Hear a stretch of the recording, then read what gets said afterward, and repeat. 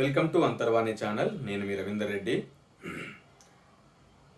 ఈరోజు విషయం ఏంటంటే, సనాతన ధర్మంలో ఇది సనాతన ధర్మమే అంటే సనాతన ధర్మం గురించనే కాదు, సృష్టి ధర్మం. ఓకేనా? సృష్టి ధర్మం, మానవ ధర్మం. ఓకే, రాను రాను మతాలు వచ్చి వివిధ అభిప్రాయాలతోటి జీవితాన్ని గడుపుతున్నారు. కానీ నిజమైనది, శాశ్వతమైనది, అత్యున్నతమైనది, అద్భుతమైనది ఏదైనా ఉంది అంటే సనాతన ధర్మం మాత్రమే. అది ఎందుకంటే సృష్టి పుట్టినప్పటి నుంచి ఉంది, ఇది సృష్టి నిరంతరం ఉంటుంది. సో అయితే ఒక చిన్న పద్యంతో ఈరోజు వీడియో స్టార్ట్ చేద్దాము. తపమో శ్రీహరినామ సంస్మరణమో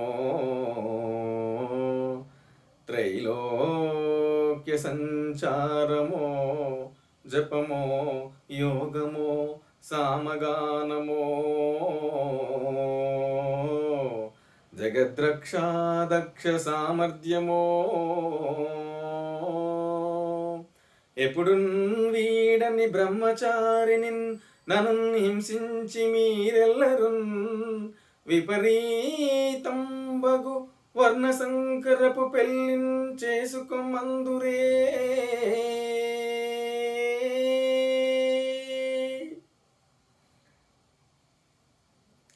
అదే యాక్చువల్గా ఇది నారదుడు తన బాధను వెలుగుస్తాడు అన్నట్టు ఒక సందర్భంలో.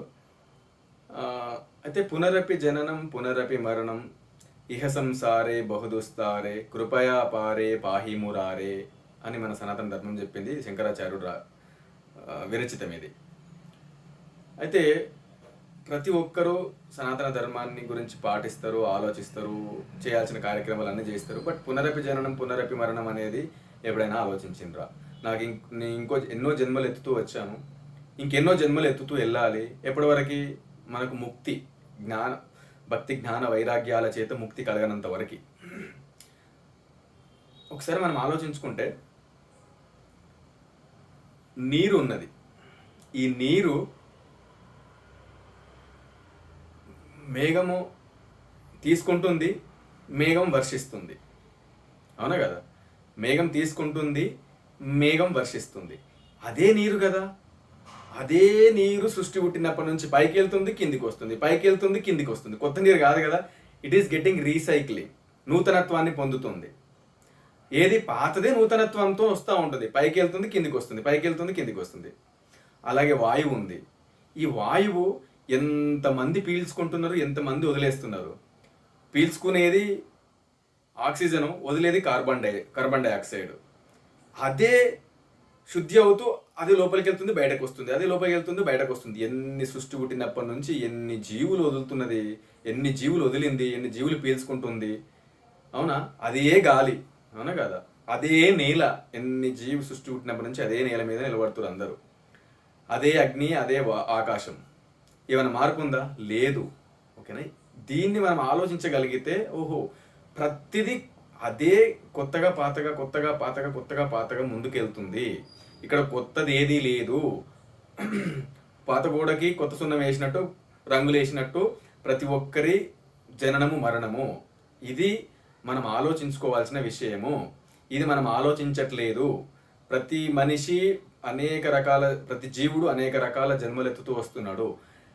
ఇందులో మానవ జన్మ పోతే మళ్ళీ 84 లక్షల రకాల జీవ జంతువులలో తిరుగుతూ ఈ జీవుడు మళ్ళీ మానవ జన్మకు రావాలి అంటే ఎన్ని లక్షల కోట్ల సంవత్సరాలు పట్టాలా? మనము ఒక్క 100 సంవత్సరాలకి, 100 సంవత్సరాలు అంటే 365 రోజులు గట్టిగా తిప్పి కొడితే ఎంత? 36,000 రోజులు. ఈ 36 మనం 100 సంవత్సరాలుగా చూసుకుంటే 100 సంవత్సరాలు అనుకుంటున్నాం. ఒక్కసారి రోజులలో చూసుకోండి, 36,000 రోజులే మనిషి బ్రతకంతా. ఏది 100 సంవత్సరాలు తీసుకుంటే బతికితే, ఈ అకారణంగా అకాల మృత్యుతో అకారణంగా పోయే వాళ్ళు, అది మనం ఏం చేయలేము. మానవ జీవితం ఇప్పుడు చెప్పుకోవాలంటే ఒక 60 నుంచి 80 సంవత్సరాలు మహా బ్రతికితే మహా కష్టము.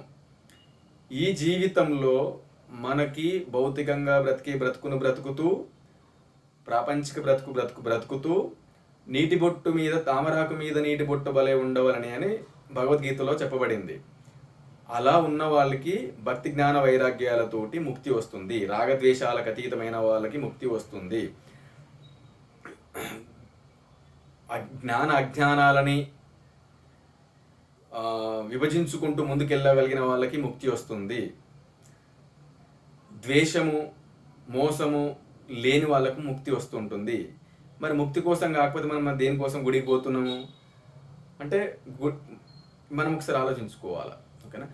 ఇది కలియుగం కాబట్టి, ఇది భయానక బీభత్స మాయ కాబట్టి, దీని నుంచి బయటపడడం ఎవరి తరం కాదు కాబట్టి, ఏ ఒక్కరో అక్కడో ఇక్కడో ఏ ఒక్కరో వేళ్ళ మీద లెక్కబట్టగలిగే వాళ్ళు ఈ మాయకు లోబడకుండా బ్రతుకుతూ ఉన్న వాళ్ళు ఉన్నారు కాబట్టి, ప్రతి ఒక్కరి పైన భగవంతుని వైపే కాబట్టి ఒక్కసారి ఆలోచించుకొని, నిజమే కదా ఇక్కడ పాతది ఏముంది, ఎంత పాతదే కొత్తగా, కొత్తదే పాతగా, ఇటు అటు అటు ఇటు చిత్తుబొత్తులాగా, ఓకేనా, కాలాలతో, యుగాలతో, త్రిగుణాలతో, అర్షడ్వర్గాలతో ఇలా మాయలో మభ్యపెడుతూ జీవుని జననము జన్మలుగా సాగుతుంది. ఎప్పటి వరకు? భక్తి జ్ఞాన వైరాగ్యాలతో ముక్తి లభించనంత వరకు. ఈ ముక్తి భక్తి జ్ఞాన వైరాగ్యాలతో వస్తుంది కాబట్టి ఇది మన సనాతన వాంగ్మయం మొత్తము ఎక్కడా లేనిది మన దగ్గర ఉంది. భగవంతుణ్ణి చూడాలి, చేరాలి అంటే సనాతన వాంగ్మయంతో, సనాతన ధర్మంతో తప్ప ఇంకో వేరే దానితో అసాధ్యం, అసాధ్యం, అసాధ్యం. ఎందుకంటే ఇక్కడ సృష్టి పుట్టినప్పటి నుంచి ఎంతో మంది దీనితోనే జనన మరణ ముక్తి పదాన పయనిస్తూ భగవంతుణ్ణి ప్రార్థిస్తూ పయనిస్తూ ముందుకెళ్తున్నారు. ఈ వీడియో పట్ల మీ అభిప్రాయం తెలియజేస్తారని ఆశిస్తున్నాను. సెలవు.